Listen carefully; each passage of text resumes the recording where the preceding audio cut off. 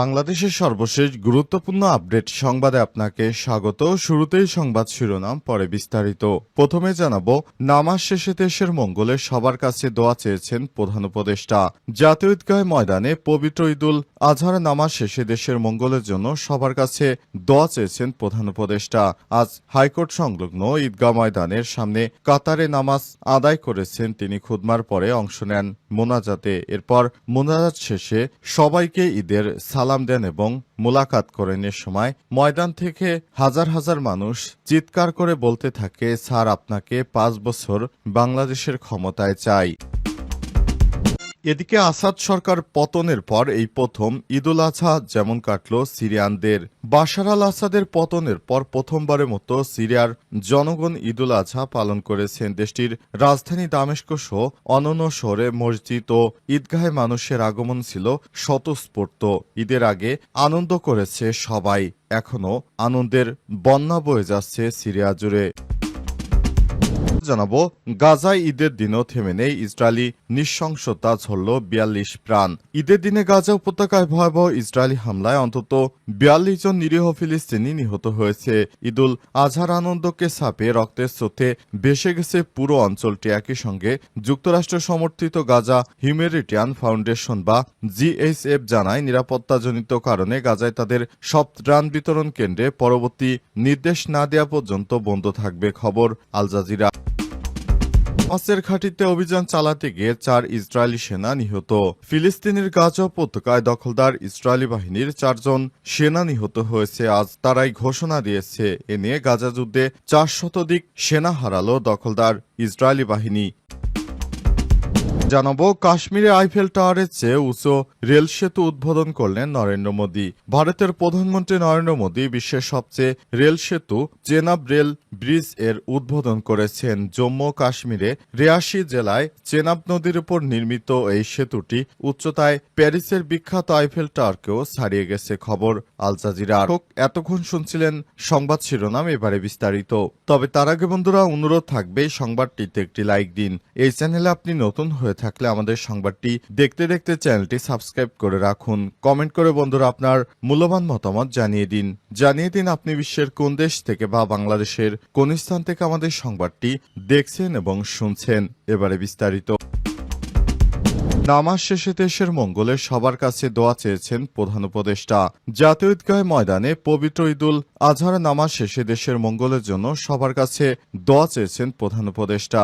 আজ হাইকোর্ট সংলগ্ন ঈদগাহ ময়দানের সামনে কাতারে নামাজ আদায় করেছেন তিনি। খুতমার পরে অংশ নেন মোনাজাতে। এরপর মোনাজাত শেষে সবাইকে ঈদের সালাম দেন এবং মোলাকাত করেন। এ সময় ময়দান থেকে হাজার হাজার মানুষ চিৎকার করে বলতে থাকে, স্যার, আপনাকে ৫ বছর বাংলাদেশের ক্ষমতায় চাই। আজ মোনাজাত শেষে বায়তুল মোকাররমের জাতীয় মসজিদের খতিব মুফতি মোহাম্মদ আব্দুল মালেক এগিয়ে এসে প্রধান উপদেষ্টার সঙ্গে কুলাকুলি করে ঈদের শুভেচ্ছা বিনিময় করেছেন। পরে তিনি উপদেষ্টার সঙ্গে ঈদ শুভেচ্ছা বিনিময় করেন প্রধান উপদেষ্টা। এরপর তিনি বলেন, সবাইকে আজকে একই সঙ্গে ঈদের জামাতে পেলাম, সবাইকে ঈদ মোবারক জানালাম। সবাই এই পবিত্র দিনে দেশের মঙ্গলের জন্য দোয়া করবেন। আল্লাহ হাফেজ। জাতীয় ঈদগাহ ময়দানে ঈদের প্রধান জামাত হয়েছে সকাল 7:30টায়। বায়তুল মোকাররমের খতিব মুফতি মোহাম্মদ আব্দুল মালেক নামাজের পর খুতবা ও মোনাজাত পরিচালনা করেছে। অন্তর্বর্তীকালীন সরকারের প্রধান উপদেষ্টা প্রফেসর ড মোহাম্মদ ইউনূস ক্ষমতায় আসার পর দেশব্যাপী তার জনপ্রিয়তা আরও বৃদ্ধি পেয়েছে। এখন সবাই অন্তর্বর্তীকালীন সরকারের প্রধান উপদেষ্টা যেন ক্ষমতায় দীর্ঘদিন থাকে, এজন্য সবাই সরকারকে আহ্বান জানাচ্ছে। সবাই দাবি করছে, বিগত সরকারগুলি আমাদের দেশ থেকে শুধু পাচার করেছে। আমরা এর আগে 53 বছরে এমন কোনো সরকার পাইনি যে ঈদের সময় একটিবার পর্যন্ত লোডশেডিং হয়নি বা বাংলাদেশের কোনো বৈদেশিক ঋণ তো আনাই হয়নি। আরও $2 বিলিয়ন মার্কিন ডলার বিদেশি ঋণ পরিশোধ করা হয়েছে। তাই সবাই অন্তর্বর্তীকালীন সরকারকে খুবই দেশের জন্য মঙ্গল বলে উল্লেখ করেছে।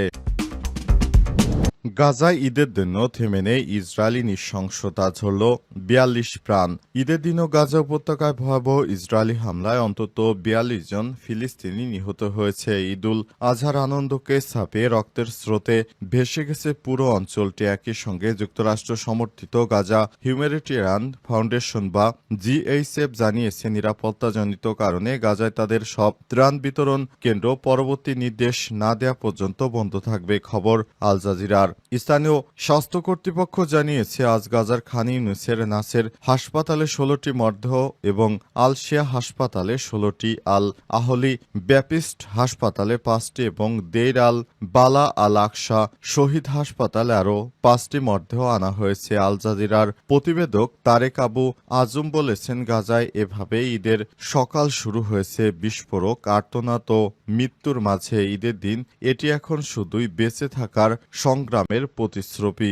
সাংবাদিকদের নিহত সংখ্যা বেড়েছে ২২৬। আজ আল আহলি হাসপাতালে ইসরায়েলি হামলায় আহত এক সাংবাদিক মারা যাওয়ার পর চলমান সংঘাতে গাজায় নিহত সাংবাদিকদের সংখ্যা বেড়ে দাঁড়িয়েছে ২২৬-এ। গাজার সরকারি মিডিয়া অফিস এক বিবৃতিতে এই হামলাকে সাংবাদিকদের বিরুদ্ধে পদ্ধতিগত ও অপরাধ হিসেবে উল্লেখ করেছে। বিশ্বব্যাপী নিন্দা ও প্রতিরোধের আহ্বান জানিয়েছে।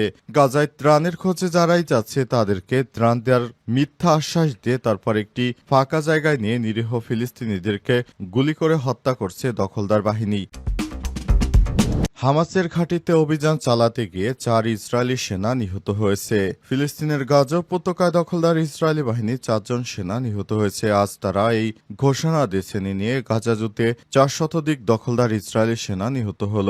ইসরায়েলি সেনাবাহিনীর মুখপাত্র এফি ডেফরিন বলেছেন, খান ইউনুস এলাকায় হামাসের একটি ঘাঁটিতে অভিযান চালানোর সময় ৪ জন সেনা নিহত হয়েছে। আজ ভোর ৬টার দিকে অভিযান চলাকালে একটি বিস্ফোরণ হয়, ফলে ওই ভবনটির এক অংশ ধসে পড়ে যায়। এতে ৫ জন সৈন্য আহত হয়েছে, তাদের মধ্যে একজনের অবস্থা গুরুতর।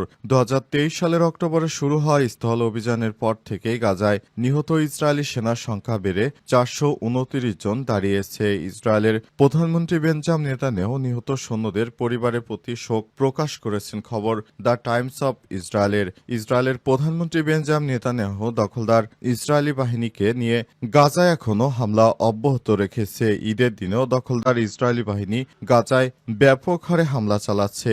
সেখানে নিরীহ ফিলিস্তিনিদের রক্তে রঞ্জিত হয়ে গেছে দখলদার ইসরায়েলি বাহিনীর হাত। তারপরও সেখানে তারা তাদের সেনা অভিযান অব্যাহত রাখছে।